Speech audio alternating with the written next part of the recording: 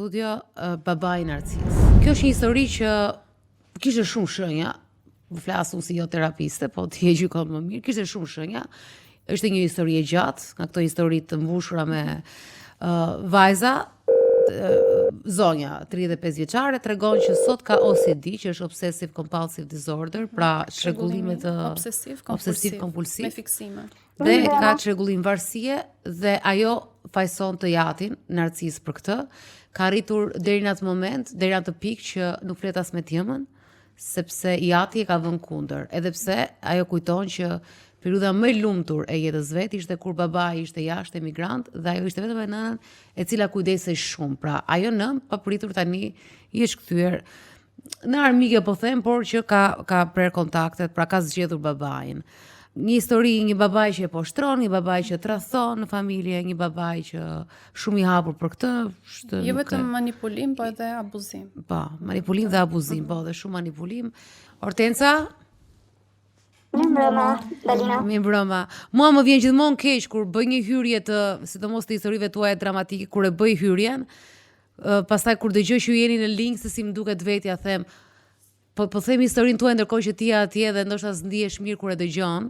Do më vinte keq nëse nuk do kisha kaluar terapin, po me që tani jam në fund të terapisë, kjo historia është e imja edhe është diçka që unë e kam pranuar, që ekziston, por që nuk më frikson më, apo nuk më bën me qa më, si kur më bën të dikur. Sa ke në këtë terapi, sa ka? Unë terapin e kam filluar gati para 3 vjetësh, via nga një moment i vështirë, sepse, si kur the më parë, abuzimet psikologjike që vinin nga prindi, nga babi im, më patë sjell çrregullimin obsesiv kompulsiv, edhe varësinë afektive ndaj tij, edhe pas lindjes kalova në depresion postpartum, edhe unë ndjeva gati të filloja një terapi, sepse po e shikoja që vetë nuk ja dilja dot. Edhe kishte ardhur edhe momenti që unë të përpunoja gjithë traumat. Jam e fat që gjeta një terapist që ishte i specializuar në çrregullime që unë kaloja, edhe fakti që ai psikoterapist nuk ishte vetëm një terapist, po ishte edhe një person i cili kishte kaluar gjëra që unë kisha kaluar, abuzime nga babi, u bë një person që më kuptonte dhe më ndihmoi shumë që të përpunoj gjithë traumat që unë kisha, edhe të arri në këtë pikë që edhe kur i kujtoj, edhe kur i shpjegoj, edhe kur i tregoj dikujt, unë nuk qaj më, sepse është thjesht një shkuar që nuk ka të bëj më me të tashmën time. Ta kthehemi pak tek historia tani, se filluam si filmat, shpesh e fillojmë nga fundi, po kthehemi tek historia. Më bëri përshtypje sepse kjo është historia e një familje që, siç e përshkruan ti, ka nisur pa dashuri. Është një grua e martuar, ishte nga fshati, e ke theksuar tu që mamaja është nga fshati, e martuar me babain tënd në Mbledhëri, apo ja? Po. Dhe ti ke thënë që gjatë gjithë paktën në fëmijërinë tënde babai ishte tradhtar, pra kishte gjithkohës gra të tjera. Nga e kuptove ti që babai ishte ky që ishte? Atëherë, mami im vjen nga një familje problematike dhe unë jam me origjinë nga veriu i Shqipërisë. Çdo më thon problematike, më fal. Problematike dhe veriu në një fjali du ta sqarojmë se ka shumë nga veriu që s'ka problematik. Nuk du të tregoj shumë historinë, se nuk dua që të njihet, por mami ka në familje një pjesëtar që nuk është mirë psikologjikisht. Edhe për këtë, nga vendi ku vi unë, ishte gjë e madhe, sepse nuk merrnin as gocat, sepse thonin që do i lindnin edhe fëmijët me atë sëmundje mendore. Edhe mami fakti që u martua një qytet, edhe fakti që dikush e pranoi, është ndjerë gjithmonë, dhe kjo është, mendoj, është baza e manipulimeve të babit tim, që ajo duhet ishte mirë njohse ndaj tij, sepse ai e kishte pranuar, kështu sikur ishte. Edhe babi im ka përdorur gjithmonë një teknikë që është një është bombardimi i dashurisë, kështu që e bënte të ndihet e mami, okay, unë të kam marrë, unë të kam pranuar, shife, unë jam ndryshe nga tjerët, e përkrante kur, për shembull, gjyshja ime mund t'i fliste që ti ke këtë person të smur në familje dhe ky i fliste, e kupton? Edhe nga ana tjetër ishte thonte hapur azi, edhe më kujtoj që isha e vogël, mund të isha 3 vjeç, edhe është e tmerrshme që një fëmijë 3 vjeç duhet kujtoje këto gjëra, po më vishte rrobat e dashnores edhe më bënte që unë të sfiloja, e kupton? Po se kuptova, si të vishte rrobat e dashnores? I blinte e dashura rrobat? E dashura i blinte rroba, po edhe unë gjithë e dinin emrin, e kupton? Edhe unë esja para mrapa si modele, me rrobat e asajt, po më vinte një nevëri sepse isha shumë xheloze ndaj babit tim, edhe nga ana tjetër doja ta bëja ato të lumtur.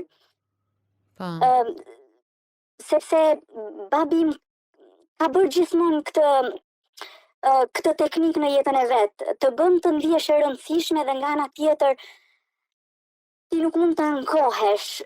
Çfarëdo gjë që të bëj ai ti nuk mund të ankohesh, sepse ai është diçka e madhe në jetën tate, e kupton? Ai të do, ai të pranon. Si diktatorët, si ta. Po, fakti që unë jam e viteve 90 edhe jam nga ato fëmijët që jam rrit pa babin, sepse babi pastaj ikur në një shtet të Europës duke jetuar. Kështu që jetoja me idenë e një personi që do më mbronte, e di atë babin ideal që ti e idealizon. Koha në Shqipëri ka qenë një kohë shumë e lumtur për mua, sepse mami im ishte një mam që u përkushtonte shumë ndaj nesh. Edhe në Shqipëri, mamin e falja, sepse mami kur u fliste për dashnore, unë nxefja me të, kupton? Edhe i thoja, përse nuk reagon? Edhe më thonte, unë nuk punoj, unë nuk kam të drejta, unë nuk mund të flas, unë duhet të jem falenderues sepse ai më ka marrë. E falja edhe e mbroja edhe e doja. E shi edhe si të dobët, kështu, tamam, e mbroje, të mbroj fëmija në po. Kjo është e tmerrshme sepse unë nga e vogël, nga 3 vjeç, jam bërë prindi i prindërve të mi. Pastaj në moshën 9 vjeçe unë iki në Itali, edhe ai babi perfekt që mami më kishte përshkruar për 9 vite, u kthy në një terror për mua sepse ishte një abuzues gjatë gjithë kohës. Mami nga frika që kishte në Shqipëri, që nuk mund të kthente, nuk mund të kthente asnjë fjalë, nuk kishte asnjë të drejtë, fillon duke punuar 15-18 orë në ditë. Edhe mami u zhduk nga shtëpia. Edhe ngeli vetëm babi. Pse babi nuk punonte? Jo, babi punonte, po babi punonte ditën edhe ishte natën, kurse mami punonte natën. Shkonte nga ora 2 masditës deri natën. Kur unë ngreja mëngjes, mami flente gjumë. Edhe kështu nuk kisha kontakte me mamin fare, nuk e shikoja gati fare. Edhe ai që ishte në shtëpi, ndark ishte babi, edhe gjatë gjithë kohës kishe një person që me një anë të blente gjërat e fundit, të blente kompjuterin për shembull që nuk e kishte kush, o të blente telefonin që nuk e kishte kush. Edhe nga ana tjetër kishe një person i cili abuzonte gjatë gjithë kohës. Për shembull, kur shkuam në fillim, në atë shtet unë nuk e dija gjuhën. Edhe ky nga hera e parë pas 3 muajsh bëhen takimet me mësuesen. Ky shkon me mësuesen edhe ky pretendonte që unë të kisha gjithë vjeta, por unë nuk dija gjuhën. Edhe vjen në shtëpi edhe më masakron me fjalë se sa e person jo e zgjuar isha unë, sa person që nuk dija unë isha. Edhe kjo gjë e ka çuar gjithë jetën, duke kaluar gjithmonë këtë faktin që unë nuk vlej, edhe më ka përsëritur gjatë gjithë kohës aq sa unë e kam besuar për shumë kohë që unë nuk vlej. Nga ana tjetër, ishte ai që të blente gjonat edhe ti përmente, edhe thonte, shifi shoqet e tuaja ku kam përfunduar, shife ti ku je, ti duhet të më falenderosh se ku je. Po gjatë gjithë kohës kishe një presion psikologjik nga ai që ishte tmerrshme për një fëmijë. Edhe unë fëmijë si kisha edhe 2 motra dhe një vlla që duhet të mbroja. E sa ta jeti motra mes motrave dhe vëllezërve? Unë jam motra e parë. E madhja. po, jam e madhja, edhe kisha një përgjithësi, më vën në kuris, që 9 vjeç, një përgjithësi që nuk ishte imja. Po lexoj tek historia jote, ai të thoshte se edhe që ti do shkosh në fshat, mund të ishe në fshat, po mos isha unë, do përfundoje martuar 14 vjeç, po. Që të kujtonte pjesën e fliste kështu si me mllef për pjesën e mamit. Jo, nuk ishte shumë pjesa e mamit, ishte sepse një shoqe, një moshatare ime u martua 14 vjeç edhe përfundoi në fshat. Edhe përfundoi që e rifshin, abuzoshin me të. Edhe e përdorte këtë histori, çdo herë që unë mundoja të rebeloja, t'ja ktheja llafin, që nuk ishte drejt çfarë bënte ai me mua, ai thonte, "Okej, ti duhet ndjesh me fat se shiku të kam sjell unë. Ti mund përfundosh e duhet të leja në Shqipëri që të përfundoje 14 vjeç e martuar, të bëje 10 fëmijë, të heqin dru, të mbaje kafshët, këtë meritoje."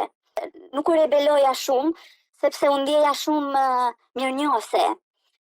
Pastaj në moshën 15 vjeç, marr telefonin edhe kuptoj që nga mesazhet kuptoj që babi im kishte krijuar një lidhje paralele me martesën me familjen tonë.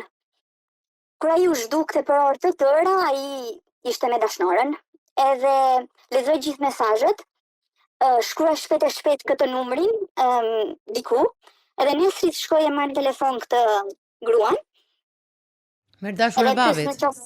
Po, edhe pyes në qoftë se e njifte këtë person, tha që ishte i dashur i tij, edhe unë i thash që jam fëmia, i ka fëmijë, ka grua, edhe që nuk është e drejtë kjo që bëni. Ajo më kërkoi falje dhe më tha që nuk ishte në dieni të kësaj gjëje, që nga ky moment ajo histori do mbaronte, edhe ajo histori mbaroi me të vërtet. Që kur mori vesh këtë histori, ajo në mua u kthy në një monster. Edhe aty më kthej gjithë familjen kundra. Ai është një manipulues shumë i mirë. Imagjino që unë kisha me prova që ai kishte tradhtuar, ai kishte këtë histori. Ai shkoi te mami para meje, edhe nuk e di se çfarë i ka thënë, po i ka mbush mendjen që unë gënjeja, unë shpikja. Edhe gjatë gjithë kohës kisha gjithë të njerëz që më akuzonin mua që unë po prishja qetësinë familjare. Unë doja vetëm zhurmë apo të bërtitura në përshpi. Unë që nuk leja këtë familje të jeton të ratë, sepse ne ishim familja më e bukur në botë. Sepse një narcisist këtë ka. Qa të shkoj në mendje që takove dashurën e babit? Se bëre një hap që shumë nuk e bëjnë. Domethënë, mund ta ballafaqojnë babin, mund t'ja thonë mamit, mund të mos flasin fare, t'ja thonë shoqjes se ta mbyllin aty, po ti shkove tek dhe ishe 15 vjeç shkove tek e dashura e babit. Çfarë të shtyu? Më shtyu fakti që kur ti flet me babin tim, babi im të mbushën aq shumë mendjen, më mbushën edhe mua që unë po gaboj, unë po shpiki. Edhe shumë herë kur ballafaqohesh me të, ti del nga i ballafaqim që nuk po merr vesh asnjë gjë, edhe ti del edhe në trurin tat që ti ke shpik ato gjëra. Tamam.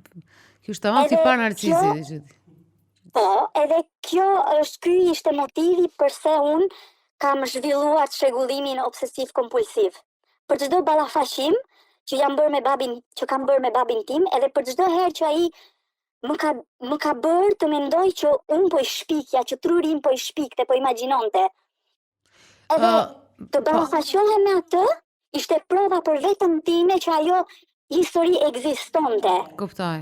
Tani ti për momentin nuk flet as me mamën. Vazhdon të flet? Nuk është se unë nuk flas, është mami që ka zgjedhur mos të më flasë mua. Je përpjekur ti të ngre telefonin të ignoron komplet? Jo, nuk jam përpjekur sepse historia është që unë fillova terapi sepse u ndodha një situatë të depresioni. Edhe shkova te prindit e mi sepse isha keq, po ndjeja shumë keq me një foshnjë të vogël në krah, po qaja. Edhe ndoste mami dhe babi aty, edhe babi më merr me një anë, edhe më thot, dëgjoj, ti po na shqetëson, shko merr ilaçet antidepresiv, edhe mos na shqetësoni sepse ti je martuar. Ti ke burrin tat, ti merru me burrin tat, zjedhi me burrin tat, sepse kështu do na lesh pa gjumë mua e mamit, edhe kjo nuk është e drejtë, se ne i kemi rritur, ju keni dalur tani, nuk duhet të na shqetësoni neve. Kjo ishte çarja e parë që unë pata me babin tim. Fillova terapinë dhe dal me terapinë, fillova duke kuptuar se kush ishte burimi i gjithë problemeve të mia. Sepse unë kam vuajtur edhe nga atake paniku, depresioni sikur thash, çrregullimi obsesiv kompulsiv. Kur të nisi çrregullimi obsesiv? Çfarë moshe? Çrregullimin obsesiv e kam nisur që kur kam filluar duke jetuar me babin tim. Çfarë sjelljesh ose mendimesh zhvillove? Atëherë pata filluar gjërat e para që më kujtohet ishte që në shkollë babi më donte ekselente. Edhe u ngreja mëngjes për shembull, edhe ishte muaj çift, unë duhet laja dhëmbët 4 herë. Ishte muaj tek, unë i laja 1 herë, për ndryshe do merja nota të këqija në shkollë edhe babi do më pështronte keq. Në qoftë se shikoja një dritare që ishte diku, do më shkonte dita keq, do ndodhte diçka e keqe. Edhe kështu fillonin këto gjëra duke ushtuar gjithmonë më shumë. Deri kur në momenti që fillova me atake paniku, unë nuk dija çfarë ishte çrregullimi obsesiv kompulsiv. Psikiatri, i cili është edhe psikoterapist, ishte ai që i dha një emër. Më fal, ti je në Shqipëri apo në Itali për momentin? Jo, unë nuk jetoj në asnjë në këto vendet, unë jam shpërngulur nga ai vend. Okej. Kam ikur jetoj në një vend tjetër. Ska gjë, mos e thuaj. Ishte në fakt që gjeta këtë terapist që ishte i specializuar në këtë gjë, edhe nga hera ka që më tha që ti ke këtë çrregullim. Edhe është diçka që duhet punojmë bashkë, nuk do jetë e thjeshtë, do të duhet shumë kohë, po ti duhet të kesh besim tek ti edhe te unë. Edhe filloi ky rrugtimi jon, fillova duke kuptuar ku më filloi çrregullimi obsesiv kompulsiv, ku filluan atakët e panikut, përse filluan atakët e panikut. Nuk kuptova përse unë isha një femër shumë e fortë ndaj tjerëve, se vetëm me babin tim unë nuk mund të isha lider. Unë isha një qingj me të. Ishte ai mund të më shkelte me këmbë, edhe unë nuk reagoja dhe nuk e kuptoja përse. Pastaj kuptova çfarë ishte babi im, çfarë ishte narcisizmi. Kuptova se ai nuk ishte një bab, ishte një person që nuk më kishte dhënë asnjëherë në vend të parë. Edhe fakti që mes një depresioni ti më thua shkoj kurohu sepse nuk je më problemi im. Edhe vjen te unë vetëm kur ti ke nevojë dhe fillon i qanë duke me thënë unë të kam rritur edhe ti nuk merresh me mua. Është një person që nuk më do, po më përdorën. Më falni, pas të kaloj te Jone, të sjelli ka dhe me fëmijët e tjerë? Atëherë, e kam me mua sepse isha goca e parë, edhe e kam me vllajin sepse është shuni që duhet ta mbaje. 2 motra të tjera kanë qenë shumë e fatë se kanë qenë në mes, edhe nuk kishin shumë presion nga ai, plus ato e kanë pas një figurë prindërini që isha unë. Okej. Edhe jam unë akoma. Edhe Jati është vlen për të theksuar që është rritur pa prindër, ë? Babi im është rritur jetim, edhe ky ka qenë motivi që gjithmonë e kam justifikuar, edhe gjithmonë jam zëvendësuar mamit tij, sepse unë që kur jam 9 vjeç, unë jam sjell me të sikur jam mami i tij, jo goca e tij. Edhe gjëja që me terapin kuptova, sepse një gjë tjetër që ishte e rëndësishme për mua, ishte të preja kordonin me babin tim, sepse varësia afektive ndaj tij ishte e tmerrshme. Unë u gjeja në terapi duke qarë me të madhe se mos i ndodh gjë babit tim. Kur babi im në jetën time nuk më ishte dashur për asnjë gjë, sepse unë ja kisha dalë gjithmonë vetëm. Edhe ka qenë një moment ku terapisti më thot, dëgjoj, ti e din thot çfarë duhet prindi.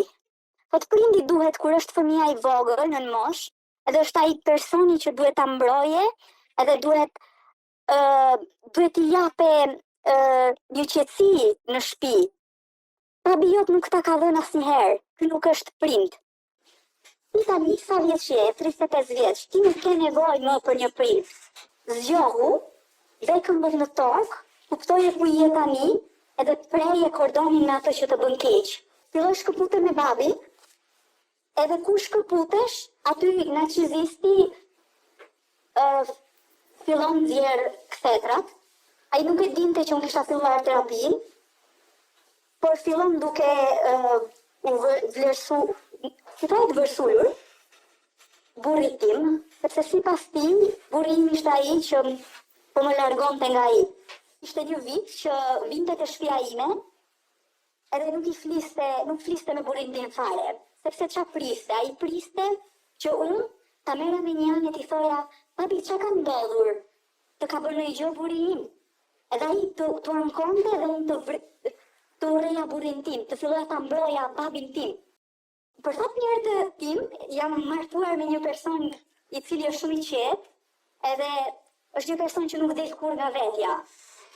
Edhe historia që tregonte babi im, sepse nuk funksionoi me mush, shko ja tregoj mamit tim, sepse ai narcisist që është, ai mbledh ushtar të vet.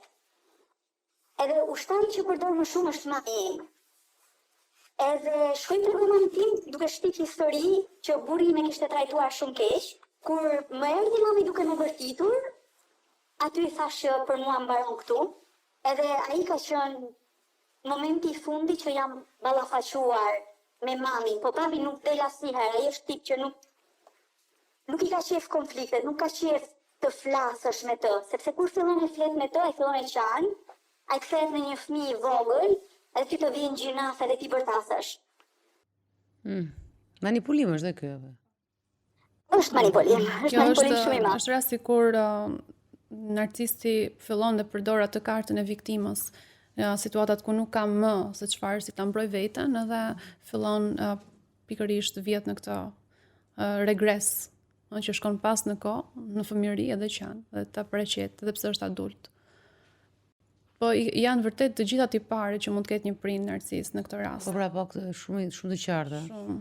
Edhe ja dalim tek ajo që terapia e ka ndihmuar të bëj pikërisht ndarjen, po edhe një vetdije shumë të lartë se si të ka ndikuar, domethënë deri në krijimin e çrregullimeve, të cilat janë të rënda, edhe duan kohë, dhe duan durim të i kalohen.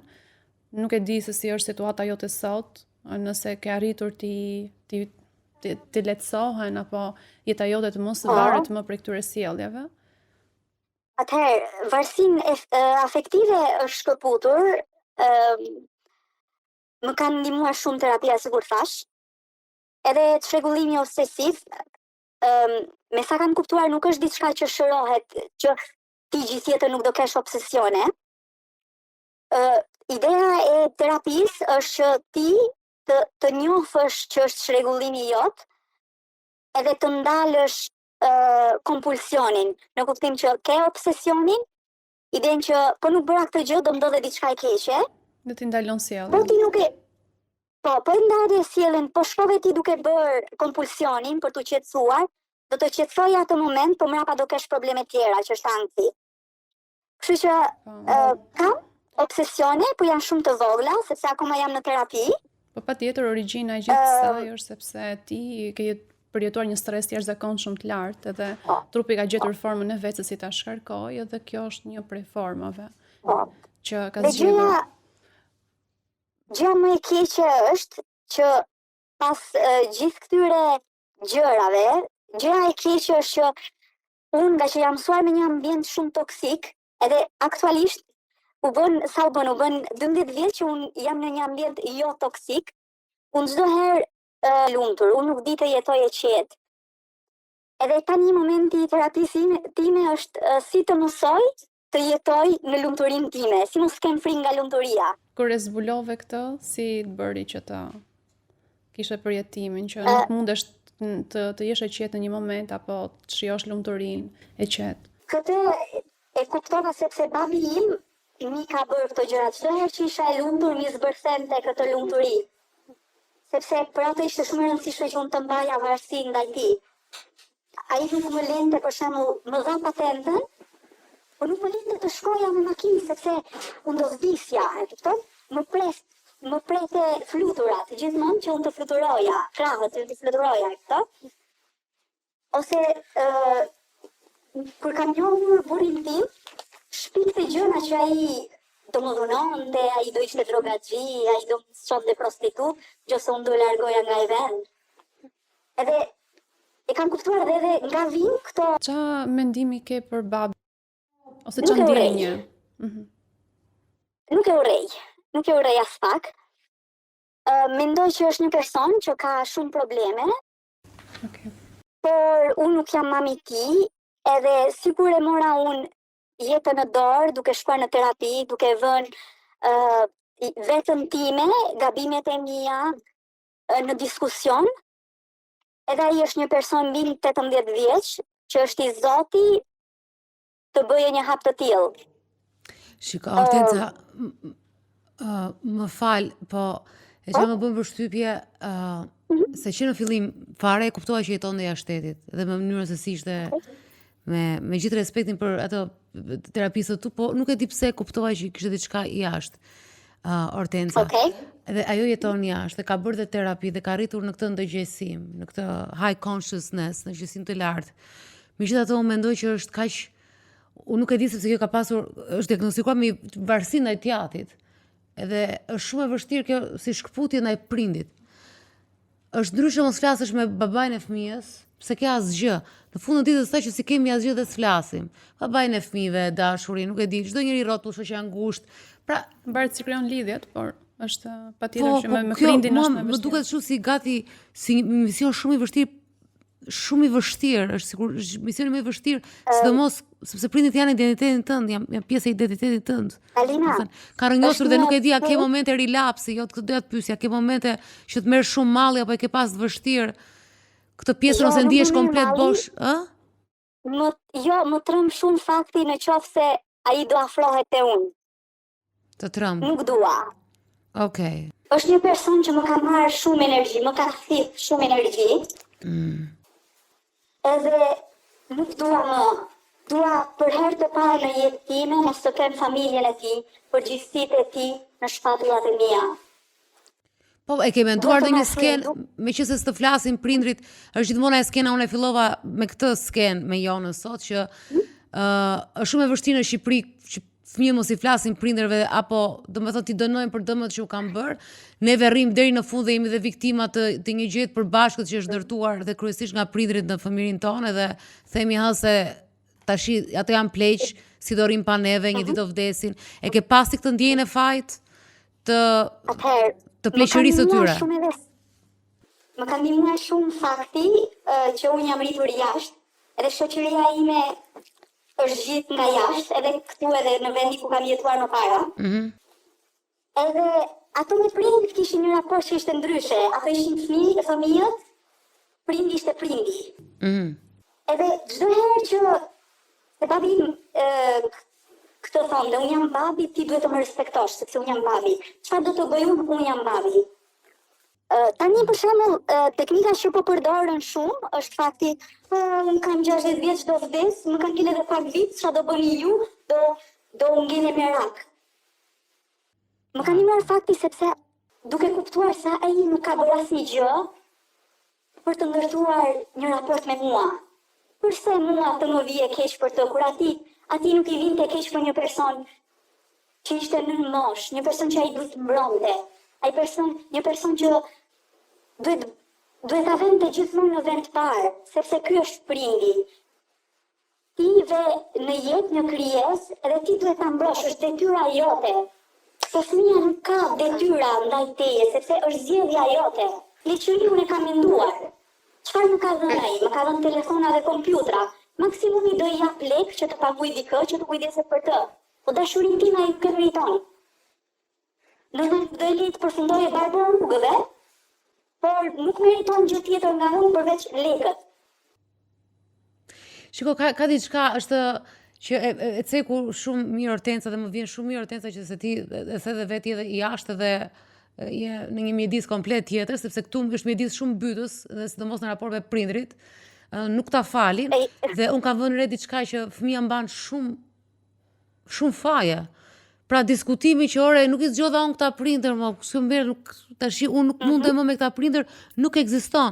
Dërsi ai puna e parasysh ai ora me rër që kthehet mbrapsht, Pra në pjesën e parë shfaq prindrit për fëmijën që ke dhe kthehet direkt dhe nuk ka si lloj diskutimi apo një lloj elasticiteti në mes të kësaj gjës, po pjesë e parë fëmijërisë prindi ke komplet fajin ti. Dhe sa po fëmia ndërgjegjësohet nga mosha 13-14, kthehet nga ana tjetër ajo ora rërë si është, fillon deri aty shfaq fëmijës, respektoje, sa fillon fëmia të dëgjojë madje dhe më herët në shumë në zona shumë më herët që 10 vjeç, respekto prindi lodhe për ty, respekto prindi mos fol ashtu ul zërin e rri aty se është prindi.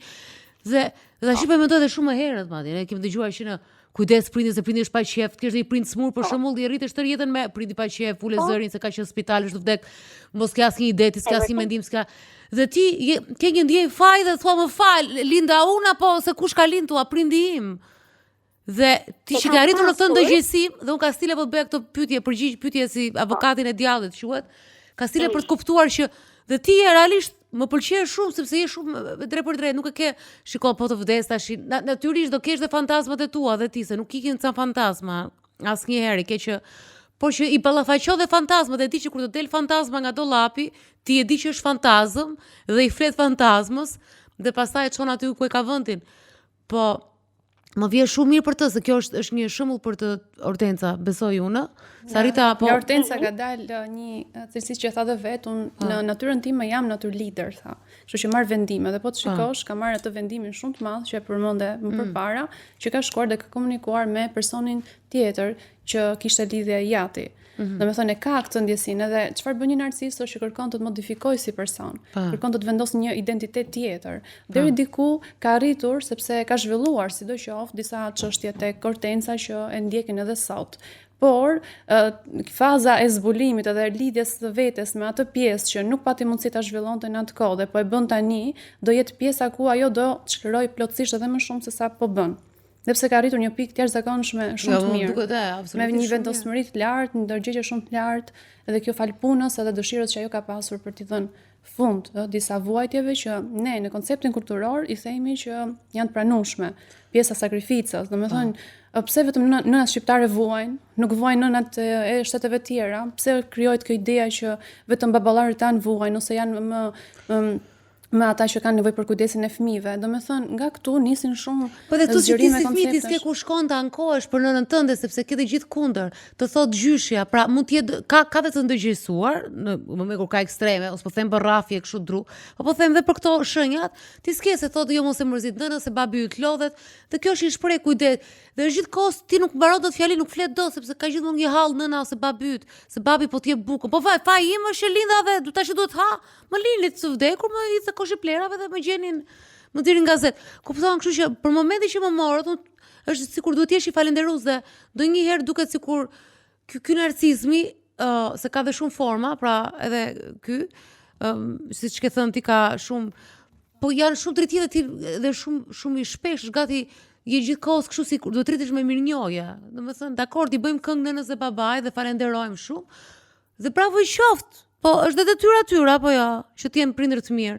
Bravo i qoftë. Po këtu e kanë kështu, e kërkojnë, ta kërkojnë. Dhe kjo shoqëri ta imponon shumë. Kështu që Hortenca të ndihmoi dhe fakti që je nën vet për të marrë këto vendime? Edhe po, se fëmia e parë në fakt e pata lindur për t'i treguar babi që unë isha ndryshe nga ai. Edhe bëra shumë gabim sepse duhet isha thjesht një mamë, nuk duhet isha anti-babi. Por më ndihmon shumë, më ndihmon dhe fakti që kur i shkoj në shkollë këtu, që të vegjël, që 2 vjeç, këto rrisin fëmijë të pavarur. Këto nuk më lejnë, unë çoj fëmijën 2 vjeç te kopshti. Këto nuk më lejnë as t'i mbaj çantën. Këto duan që fëmia 2 vjeç të marrë çantën, të shkojë ta vare vet, të marrë ujtin e vet, ta çojë në vend vet. Është si sistem Montessori duket. Po, është një sistem që ti i mëson fëmijës që nuk ka nevojë as për ty, sepse ai është i Zotit ja dal. Edhe shoh si babi im më prente krahët për mos të fluturuar, për të qenë e varur nga ai. Edhe të thash edhe më parë, unë kam një karakter shumë lider. E të kisha pas një bab që të kishte besim te unë, do kisha arrit shumë më shumë në jetë. Hortensa, më fal që të ndaloj se doja ta përmendja edhe pak më përpara kur e përmende që nuk e di pse me babin nuk arria dot të isha lider. Në të vërtetë më bëhet qefi që ti se ke bërë këtë konkurrencë me babin sepse do të kishe çfarë mund të ishte zhvilluar, ndoshta jo, por ka një predispozit që të zhvillohet ajo ideja se dhe ti ke nevojë për admirim, ke dhe ti nevojë për kontroll, pra ta kishe ushqyer vetes këto cilësi që në fakt nuk janë çështjet e tua. Pra ndodh edhe kjo kur vihesh në konkurrencë me një prind narcis. Në këtë rast i ke pranuar humbjen, por në të vërtetë ke filluar pastaj ta ringresh veten me procesin tjetër. Po është edhe një luftë e humbur me një narcisist. Kërkon shumë energji. Patjetër. Kërkon energji, po nuk fiton asnjëherë sepse çdo gjë që çdo provë që ti i çon, ai ka një kundra provë për të nxjerrë ty të çmendur. Që nuk kisha energji që të merja, ti mbushja mendjen e ti, sepse nuk ju mbushte mendja. Ishte vetëm një gjë, okay, pranoja sikur është, do arri momenti, do ikësh nga shtëpia, pastaj vej vizën, e kupton? E ke menduar që të lidhesh me babin në formë pak më compassion, që vendosesh në pjesën ku të lidhësh shqetësimin, në mënyrën se si ai e ka zhvilluar këtë çështje, pra narcisizmin, me faktin që në të vërtetë është njëri i brisht, është njëri me nevoja dhe ai. Edhe kjo do ta bëj pak lidhjen më ndryshe me të, që ti të krijosh më shumë shkëputje, them. Edhe në ato lidhje që mund të kesh. Dëgjoj Jona, unë kam kaluar gjithë jetën duke justifikuar. Por sikur thot terapisti im, e vërtet, njëri prindër nuk ishte në shtëpi vazhdimisht. Okej? Po ekzistonte prindi tjetër. Ai e kuptoi që nuk ke bab, mam, i rrit bata. Po kjo nuk të jep ty të drejtën të keq trajtosh apo të japësh përgjegjësitë e tuaja një fëmijë 9 vjeç. Ti duhet marrësh përgjegjësitë e tuaja. Edhe unë kam hallet e mia, edhe unë kam qenë në depresion, edhe unë kam pas çrregullimin obsesiv kompulsiv. Nuk mund t'ja vë në shpatulla kalamajve të mi. Ai nuk ka bërë asgjë për të qenë bab. Nuk meriton as një lidhje basike, vetëm të thuar si e mirë, nuk e meriton as këtë. Sepse edhe kjo ati jep gisht me të merr gjithë krahun. Unë momentalisht e kam marrë çik si një fazë ku duhet marrë çik frym. Por mendoj se pas sa vitësh, mendoj që do kem një raport si ja jem mirë edhe boll, po për momentin jam okay kështu, dua të ndjehem e fortë që kur të jem përballë ti, mos të mungoj, mos i kërkoj, mos i lutem për një përqafim që nuk ma ka dhënë kur, o të më kuptoje që nuk ma ka bërë kur. Edhe Hortensa edhe rri kështu, realisht, qofse se ajo më shumë se ne, ajo e di vetë atë historinë e vetë dhe duke menduar, sepse sa po tha këtë pjesa që të bëjnë të flasësh me vete, që më kujtua nga episodi kaluar, që ta të bëjnë të flasësh me vete, se s'pranojnë asgjë, imagjinoj një fëmijë që ti mendon që kështu është bota, edhe ti i beson edhe idolizon një njeri që në fakt të bën nuk e tha veç që se marr vesh më ça dia apo ça s'dia. Kështu që kjo quhet një lloj manipulimi, siç e thash herë kaluar, është një dhunë. Një lloj dhune që krijon ai fëmijës, një lloj do të burmosësh një fëmijë. Domethënë është më shumë se dhunë, nuk di si ta them, se më kujton ato filmat që jo ato filma, por historina e në Austri që mbyllin fëmijën në një dhomë dhe e rrisin, e lënë me barë, rrisin siç duan vetë, domethënë nga këto gati që ti se kuptojnë që ti futesh në burgun e trurit të babait tënd. Edhe ai ti merr formën, ai të bën një formë për shihet, për kënaqësinë e vet. Dhe ti nuk e di që ai është forma e tij, nuk je ti. Edhe nuk e kupton, kështu që ajo ka dalë nga ai burg tani është liruar dhe unë mos e justifikoj fare këtë gjë, padyshim unë dhe Jona të bëjmë pyetje për të kuptuar, sepse këto janë pyetje që janë për gjithë ndjekësit tanë. Janë pyetje që ato i kanë, që i vëllë ata të mendojnë për marrëdhënie që mund të kenë që t'i bëjnë dëm, por ti realisht mos e justifiko fare sa je që ti, është familja jote, janë fëmijët e tu, është e qetë bota jote, rrotull, si ishte vendimi yt të lindje nga ata prindër, edhe të zgjidhet baba, nuk e zgjodhe ti dhe nuk e edukove ti babain tënd, kështu që s'ke asnjë ndjenjë faj. Për mua ke bërë shumë mirë që ka ardhur këtë lloj ndërgjegjësimi. Është shumë ashpër si fjali kjo të thuhet në Shqipëri, saj që thua shumë mirë që s'le me babin, saj që thuhet kjo fjali 10 veta tash i marrin armët. E di. Të thonë që bën mëkat. Jo, unë gjithmonë më kanë joshur dhe madje edhe në kinema, nëse do i them ndonjëherë kinemas filmit të bëj pikërisht për marrëdhënien. Fëmijë prind, sepse mendoj që është familje ka shumë disfunksionalitet, jo vetëm këtu, por në tërë botën, por që aty fillon çrregullimi i parë. Dhe çrregullimi më i madh është që ne jetojmë në atë gjë dhe nëse nuk do gjësohemi përreth, ne ashtu jemi dhe mendojmë që është okay. Po ndoshta është mirë ashtu, Jona. Ndoshta edhe mirë dhe kur s'di që fare. Gjithsesi, Hortenca, unë falenderoj shumë për historinë. Edhe ishte një frymëzim që ta kuptojnë dhe njerëzit. Faleminderit shumë. Ai të bënte, ky baba, për shembull, të flasim për ato tiparet e narcisit. Të bënte të flisje me vete, nuk merrte asnjë gjë përsipër, asnjë gabim, asnjë faj. Sepse ndërtojnë një narrativ perfekte, janë mjeshtër të bindjes të tjetrit dhe të manipulimit, kështu që. Manipulimit. Donte mirënjohje, kërkonte mirënjohje. Kanë, domethënë një prirje të jashtëzakonshme për ta vendosur fokusin gjithmonë tek vetja, kritikën se durojnë normalisht, ato që kritikojnë i përjashtojnë nga jeta ose zgjedhin forma, siç edhe tha Hortenca që tha të bën ty që të ndihesh keq dhe ai bën rolin e viktimës. Zakonisht prindërit narcisist janë edhe shumë karizmatik. Janë shumë tërheqës, domethënë në pamjen e parë mund t'i durosh për disa orë, duken shumë mirë, po ndoshta nëse lidhesh me ta. Po edhe kjo që idolizon babin duke i lezetshëm. Po, janë tërheqës sepse ajo fakti që ata kanë këtë vetvlerësimin shumë të lartë dhe njerëzit janë të tërhequr prej tyre, janë shumë magnetik në festa familjare apo në takime. Por në pjesën më pas të jetës personale, je duke vetëm ti e di se si sillen me ty. Po dëmet që shkaktojnë, domethënë të mendosh tash se ne ajo ka arritur në përfundime nga psikiatër, që ka të bëjë dhe jati vet për çrregullimin, edhe për çrregullimin e varësisë dhe OCD. Po dëmet më dha e shkaktojnë të fëmijët. Dëmet pafund, sepse nis nga ndjenja e fajt shumë e lartë që ky prind të aktivizon brenda teje. Dhe ti e gjithë kohës me frikën se mos zhgënje njerëzit.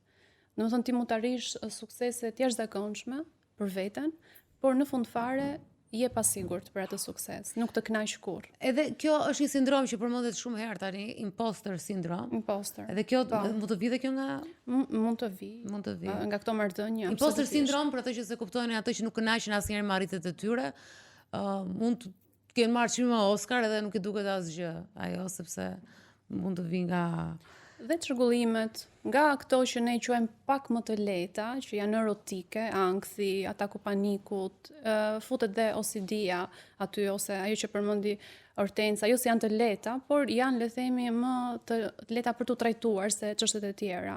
Pas edhe çrregullimet të humorit, ku futet depresioni, deri në çrregullimet të personalitetit. Sepse të prek ato, le themi, ato cilësitë që ti të karakterizojnë dhe mund të bësh disfunksional vetëm fal mënyrës se si arritur në shtëpi.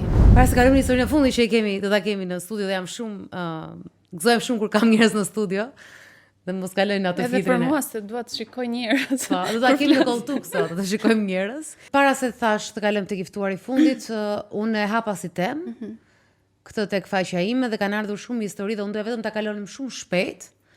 Do të rrëfej pak histori për të kuptuar është apo s'është. Tash ka shpejt nuk po ta gjesh diagnozën, por po them histori që më bën përshtypje. Mami im s'ka qenë kurrë krenare për mua, gjithmonë më ka përndjekur një sy skepticizmi në sytë e saj, as kur isha studente dhe me nota të mira e shkathët, as kur fillova punë, as kur i thash që jam shtatzën, as për prindërimin që po bëj. Vetëm kur u martova, i qeshi fytyra. Kjo mund të jetë një narcis që s'knaqet kurrë me asnjë nga rritjet e tua gjithkohë. Po është vetëm një tipar. Është vetëm një tipar. Sepse duhen disa tipare për të karakterizuar një person narcis. Sa herë që mund ndodh një gjë, thotë një vajzë tjetër duhet të ngushëlloj prindrit. Pra, fatkeqësia është e imja, por ngushëlloj prindrit. Kjo duket çiksi që duan ta marrin. Nuk më, edhe kjo prapë është vetëm, domethënë ato kanë përshkruar një situatë që mund t'i ketë prekur më shumë, po mund të jenë tipare të tjera paralele që i quajnë ndoshta pak më të lehta dhe nuk i përmendin. Këto janë të gjithë fëmijë prindërish që këta mendojnë që i kanë narcis prindrit, këta fëmijë. Ndërkohë kjo shprehja tash i bie që 80% e shqiptarëve mamave të jenë narcise sepse është që e vogël, më thoshte ja do vdes, kur ti jem në kufin, do kujtohesh do ma dish vlerën. Kjo është kështu shprehja e nuk e di. Ose më thoshte ti s'më do, s'më ke në llogari. Tash ndoshta edhe për gëdhelën ndonjëherë mamat bëhen si Shikon, nuk është vetëm narcizëm, por mund të jetë edhe fakti që disa njerëz kanë të zhvilluar edhe qasjen pasiv-agresive. Domethënë i përdorin dhe komente të tilla, mund të jenë persona të cilat janë mësuar gjithkohës me kritikën, edhe ta thonë kollaj, domethënë nuk e mendojnë dy herë. Më ndodhe mua si nën, më ka ndodhur edhe mua, e kam parë veten. Cilësi që mund t'i kemi të gjithë her pas herë në situata të caktuara, por nëse është konstante, nëse është e vazhdueshme dhe bashkë me këtë cilësi grumbullojnë dhe të tjera, aty pastaj mund të flasim që ja S'kërkon falje kur, haron ditëlindjet tona. Nëna, ta harroj ditëlindjen. Se babai edhe si di datët. Përdor silent treatment, domethënë që nuk të flet fare, do të thënë hesht ose si rasti i parë që u shkëput. Nuk kënaqet kur me arritjet tona dhe gjithmonë ku të kritikon. Kjo duket një çik kështu, sidomos kur haron ditëlindjet, janë çik Harrisa ose të qëllimshme, nëse për shembull fëmia bën diçka edhe rrezik janë të qëllimshme. Këto janë tipare. Unë kam kuptuar tani mas jam bërë prind që prindim ka qenë narcis, ndjesi më të shumtuar që kam për veten është ndjesia e fajt për çdo gjë që ndodh. Mungesa e besimit dhe frika se i bëj gjërat gabim, drejtimi i gishtit si shkaktar, dështimi dhe mungesa e parit të bukur në gjërat përreth. Këto janë dëme thotë që më ka dhënë prindi im narcis. Mungesa e besimit është një tjetër dëm që u shkaktohet fëmijëve. Babai im kur nuk ka menduar për ne si fëmijë, çdo herë kishte veten e tij parësore. Narcis egoist. Mami im helikopter mam është një shprehje për nënat që i kontrollojnë, që janë gjithkohës kështu si për fëmijëve. Dhe gjithmonë kjo më bëri përshtypje, akuzon mua që unë jam fajtore për divorcin e saj me Tiatin. Asnjëherë nuk merr përgjegjësi për asnjë fjalë, për asnjë veprim dhe ka shumë urrëtie për gjithçka përreth vetes saj. Por që ta fajsoj është e rëndë. Kur fajsoj nënat ato për fëmijët, pse erdhe ti në jetë, po sidomos për marrëdhënie me babain është shumë e vështirë, shumë e tmerrshme. Dhe kjo mamaja as nuk e pranon që ka gabim. Tani, mamaja që s'pranon që ka gabim, çfarë tjetër tipari është nëse nuk është narcis? Se ka shumë, gati të gjitha mamat nuk e pranojnë që kanë gabim. Kanë ego të lartë, domethënë nuk është të narcis. Jo, mund të kemi njerëz egoist, po që nuk janë narcis, sepse nuk i përmbushin kriteret e narcistit, sepse nuk janë në intensitet të lartë, nuk janë ai sa të dëmtojnë dikë tjetër apo të janë të vazhdueshme, të qëndrueshme. Për një person narcist i ka gjatë gjithë jetës këto tipare. Nuk është një person egoist që edhe mund të ndryshojë sipas situatës, mund të ikin disa nga këto tipare me kalimin e kohës.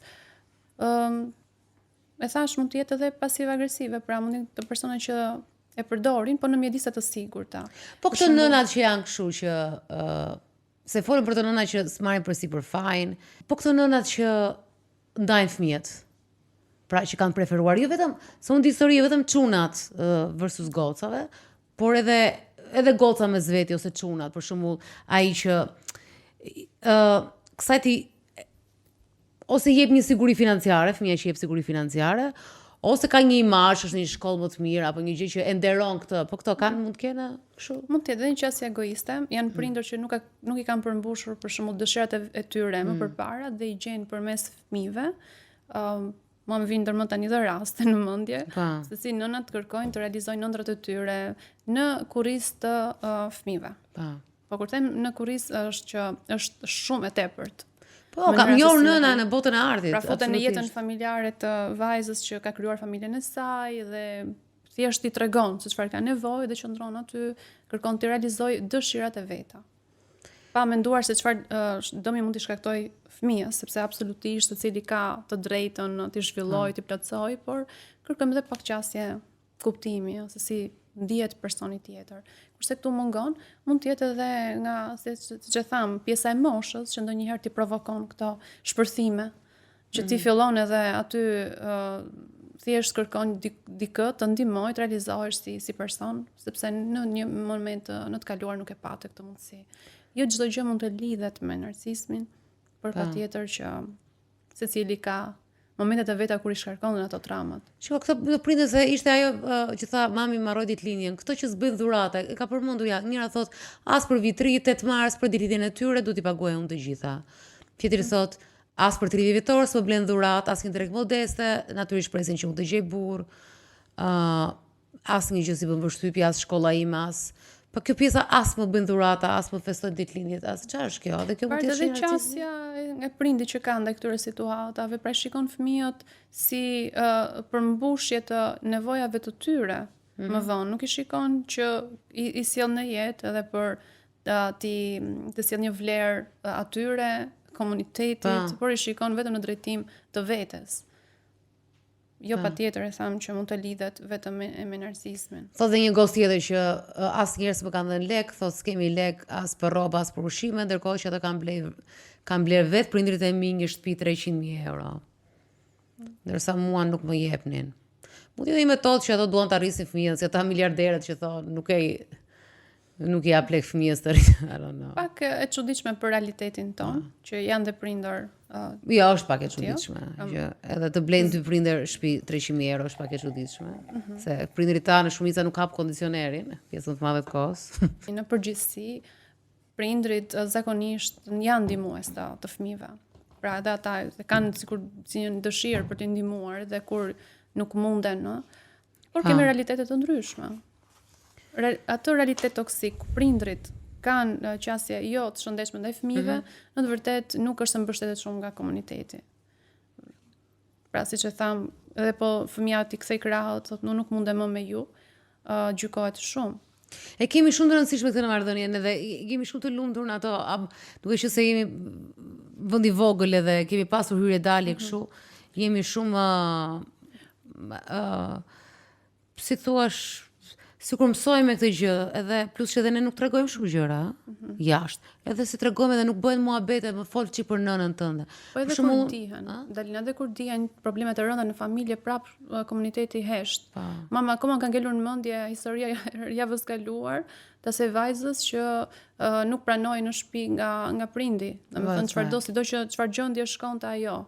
Me fëmijë, pa fëmijë, me dhunë, ishte më rëndësishme imazhi I jashtëm se sa shëndeti I fëmijës, dhe vajza në fund e fal. Pra tu kish një rast komplet tjetër. Dhe kjo nuk bën sens apo jo? Jo. Për të pranuar dhe për të heshtur. Ndaj e bëjmë të programeve që të paktën të mund të ndërgjegjësojnë kush ka mundësi dhe mund të merren më shumë me të, dhe qoftë nëpërmjet terapisë apo të marrë vendime, por është mirë të ndërgjegjësosh për shëndetin tënd mendor, se nuk mendohet për të prish familjen, se është gjithmonë shpreh ti prish familjen ky është degradime, ç'a I bëhet nënës. Është thjesht edhe për një diskutim, u të hapet një diskutim dhe këta mund të kuptojnë gjëra që pse u dhëb kurrizi, se pyetja edhe gjëra të vogla. Pse kanë këtë lloj frike, pse kanë një atak paniku, pse kjo dhe gjëra që ata I din, të tërë ne I dim se çka kanë ndodhur. Vetëm kur këto realitete ekzistojnë, edhe nëse mund të bëj një thirrje është që njerëzit të cilët fatmirësisht kanë familje të shëndetshme, janë shumë mirë, të mos e shikojnë gjithmonë nga perspektiva e tyre, se ndodh një gjë që komentohet sikur jo nuk duhet prindi të akuzohet, jo po sepse shikojnë nga perspektiva e tyre. Ne kur ndajmë rast ose histori këtu, po tregojmë një jetë të vërtetë, se si përjetohet dhe që ekziston në të vërtetë në Shqipëri. Domethënë është jo e vështirë të gjesh familje të ngjashme. Ne I tregojmë këto raste në mënyrën që diku atje ai personi që e dëgjon të thotë që mund edhe të shkëputem nëse për mua është e dëmshme, por nuk mund ta kem jetën e lidhur me një vuajtje.